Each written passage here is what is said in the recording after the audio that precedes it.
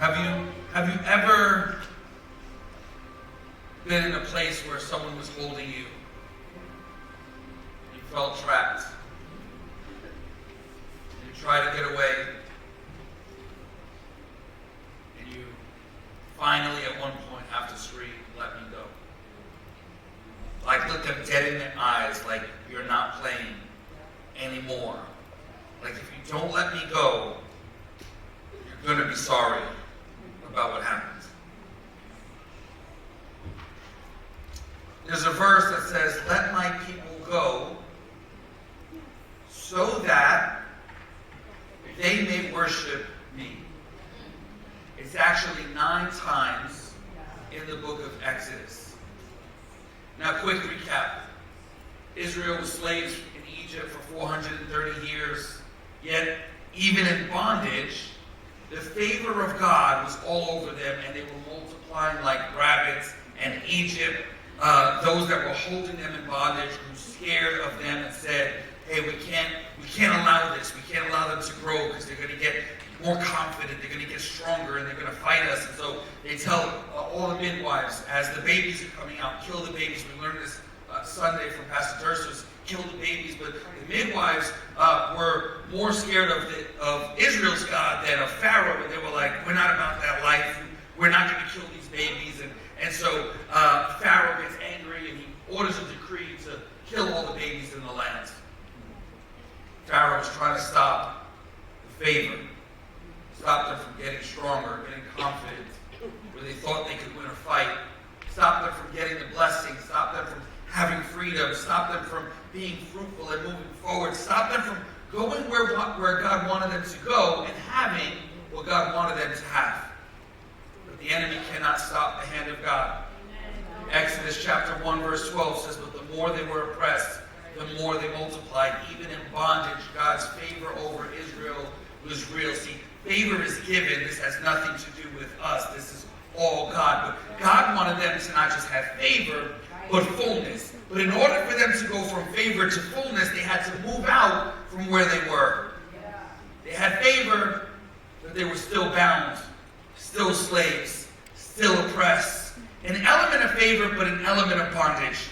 They were multiplying, but they weren't free. See, favor just happens. Fullness is a walk. It's a journey. It's work. It's commitment. It's dedication. You have to walk in it and towards it. I'm like, man, I just don't want favor. I want to live a life that shines the love of Christ. I don't want just favor. I want my kids like tearing down strongholds and storming the gates of hell. I don't want just favor. I want to walk in the fullness that God has for me in every single relationship. So I'm going to walk in it. I'm going to walk towards it. I'm going to make God decisions. I'm going to be dedicated. I'm going to be committed. I'm not staying stuck here any longer. Now, again, we learned this Sunday, Moses is born. And just so Moses lived to be 120 years. And there were 3 seasons of his life. 40 years in Pharaoh's house, 40 years in Midian in the desert by himself with some sheep, and 40 years in the same desert with millions of Israelites. And I love that because it's almost like, had he not been by himself in the desert and spent all that time wandering around and learning the area, he might have not been such a great leader when there was millions of Israelites with him. So one season prepares us for the next season, and that's a good thing. You know that, right? We learned Sunday, of course, his mom hides him because the babies were getting killed. They put him in a river. He grows up in Pharaoh's house. 40 years go by. But then he kills an Egyptian, because the Egyptian was bullying an Israelite. He goes running for his life. And now he's out in the desert in the burning bush experience, which was incredible. If you didn't hear Sunday's message, you should hear Sunday's message. And at this point, Moses is 80 years old. 80 years old when he receives his calling.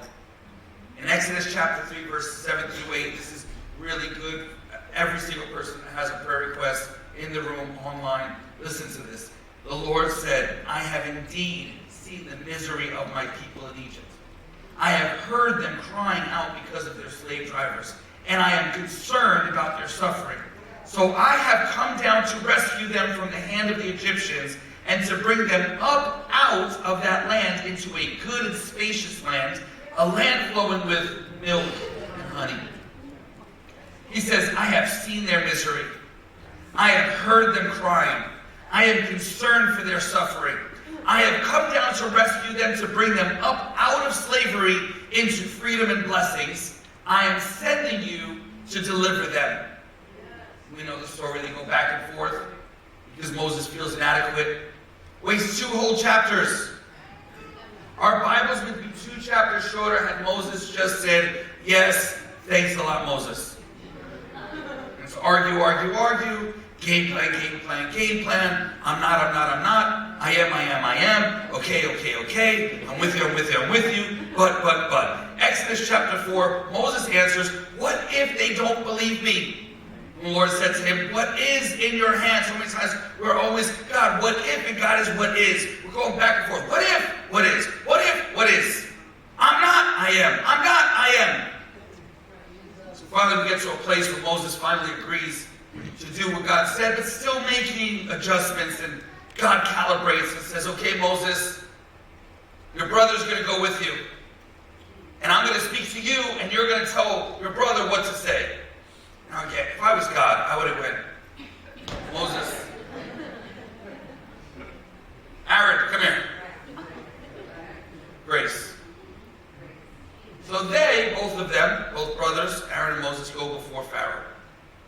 And they say, Pharaoh, I have a message from God. Let my people, this is God's message. You thought you own them, but you don't. You think I'm asking, but I'm not. Let my people go so that they can worship me. Not let them go, period, but let them go so that I always say is the grand purpose. It's the reason for the let my people go. There's a future for my freedom. There's a purpose for my prison break. There's a reason for my release. You weren't saved to just sit there. You weren't bought with a price to sell out. You weren't delivered to stay trapped. You weren't died for to play dead. You were loved, paid for, and freed so that you can live a life of fullness, so that you can walk out your calling, so you can live a life of worship. Worship is not something that starts when the piano plays. Worship is a lifestyle. Worship is celebration. It's vertical. Worship is a proclamation. It's horizontal. It's my battle's cry. It's my lion's roar. You know, when a lion roars, not only does it tell its enemy, I am playing. It also tells his loved ones and those around him, I'm protecting you. I got this. When we worship, we're not only telling the enemy, I am not scared of the circumstances. I'm not scared of any roadblocks that you put in my way, any big seeds that you put in my way, because my God is bigger. We're also building faith, not just in us, but everyone around us. We're saying, hey, I'm going to worship through this. My God is bigger than this. This is nothing for my God. Faith gets built up in the room. Worship creates a safe space. Worship makes room and expands my border. Worship frees some stuff up that was once bound. When Pharaoh makes them work harder, he takes some of the conveniences away. He's like, oh, you're trying to move forward? You're trying to advance and grow? The enemy's trying to oppress you just a little bit more. And Moses and Aaron repeat a little bit louder now. And they say, let us go so that we may go worship in the desert, meaning outside of Egypt. We have to leave here. We need a change of atmosphere. We cannot stay here. We're out, and we're not going to ever be the same once we worship. Pharaoh's quiet. So Moses and Aaron say, okay, I guess you want to do this the hard way. And so now the plagues come. Moses and Aaron say, let us go so that we may go worship him. Pharaoh says, no. All the water turns to blood. Let us go so that we may go worship him. No. All the frogs come. Let us go so that we may go worship him. No. Now the gnats come. Let us go so that we may go worship him. Pharaoh goes, okay. You want to worship, fine. Just worship here in the land. Like, you can worship, but don't go too far. Don't go so extra with it. You don't have to raise your hands. You don't have to You don't have to speak in tongues. Like, you can worship, but just stay local. Don't get too crazy with it. No deal. Flies come. Let us go so that we may go worship him. Livestock dies. Let us go so that we may go worship him. Boils all over their body. Let us go so that we may go worship him. Pharaoh. Okay. Just the men leave the women and children, and they say no deal. No women, no child is going to be left behind. When we worship as a family. For as me and my house, we will serve the Lord. Everybody's got to go.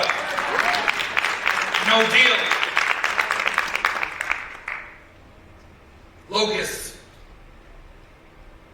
or hail.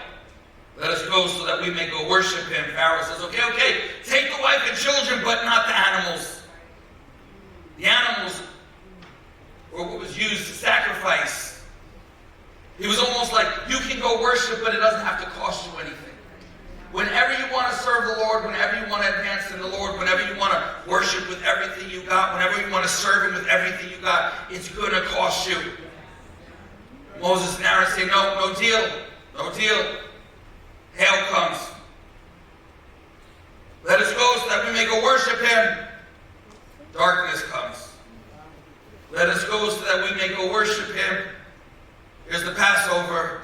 All the firstborn children dying. Finally, Pharaoh says, okay. Get out of here, everybody. Take your women and your children and your livestock and all the animals and sacrifices. Take all your clothes. Just get out of here. We want nothing to do with you. Go worship your God for all we care. So Moses leads Israel out of Egypt, on their way to the promised land, on their way to fullness, and bam, a Red Sea. You ever come to an altar, praying, crying out to God, and feel free, and you get hit with the Red Sea the second you walk out those doors? Like, God, what's this doing here? What in the world, God? You led us the wrong way. Did you lead us here just so that we could die in the wilderness? And as soon as you're discouraged, the enemy's army comes chasing after you. So Israelites get hit with the Red Sea in front of them, and now Egypt's changed their minds, and the whole army comes after them. It's like the past coming after you saying, oh, you thought you were going to get away? No. We still own you. You're not going nowhere.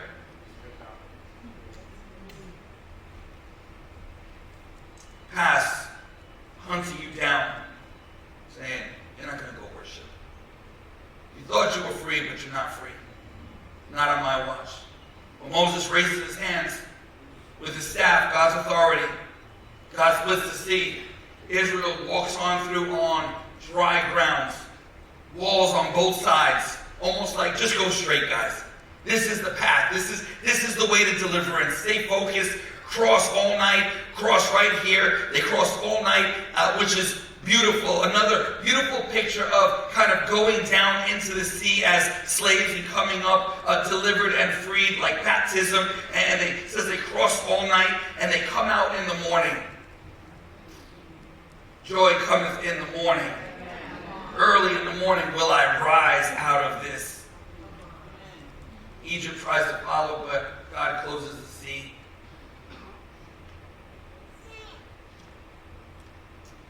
Hands up. God provides a way out.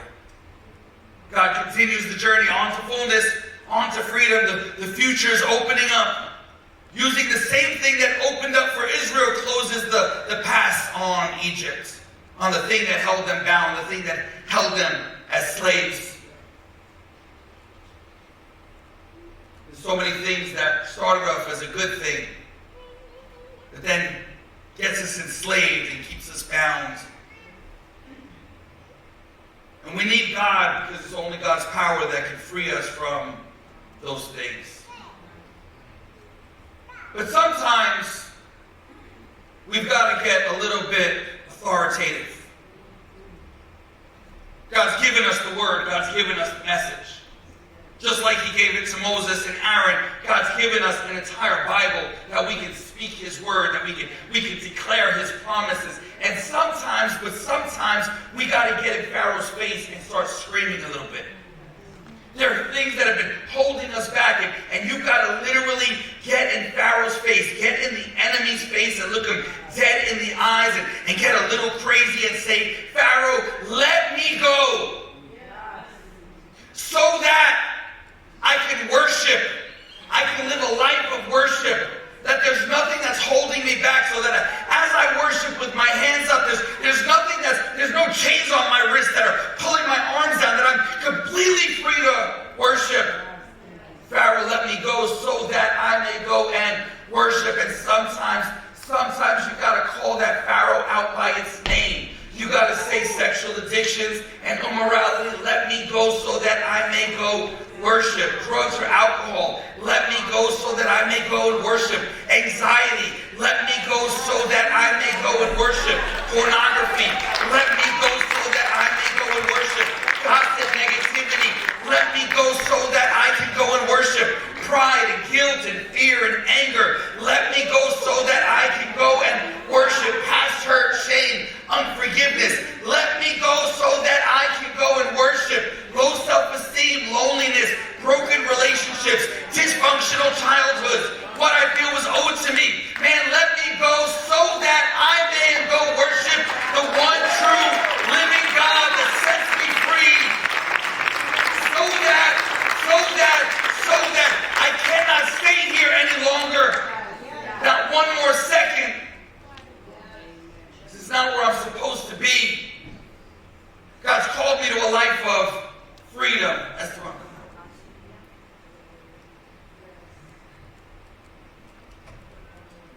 I'm looking my enemy right in the face. I'm calling out whatever's holding me bound. I'm being honest with my situation. You don't have to scream it here. You know it. God knows it. The enemy knows it. But you got to get real honest with the enemy. You got to get real honest. You got to look that devil in the face, that demon in the face, and go, not one more day am I staying on this side of Egypt. Not one more day am I staying on this side of the Red Sea. I'm looking at that thing and say, man, I've got a life of freedom. There's a promised land out there God is calling me to. This thing's been holding me back for too long.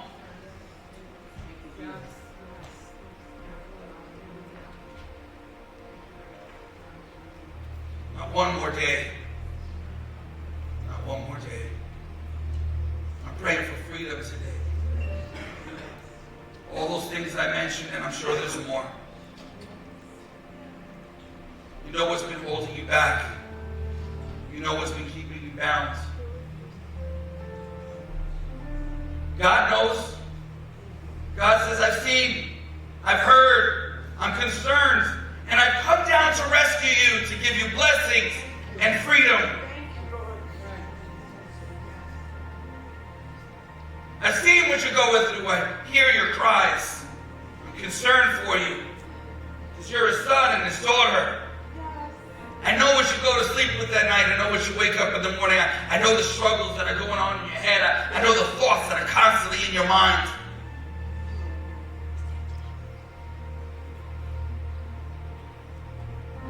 With everything we got,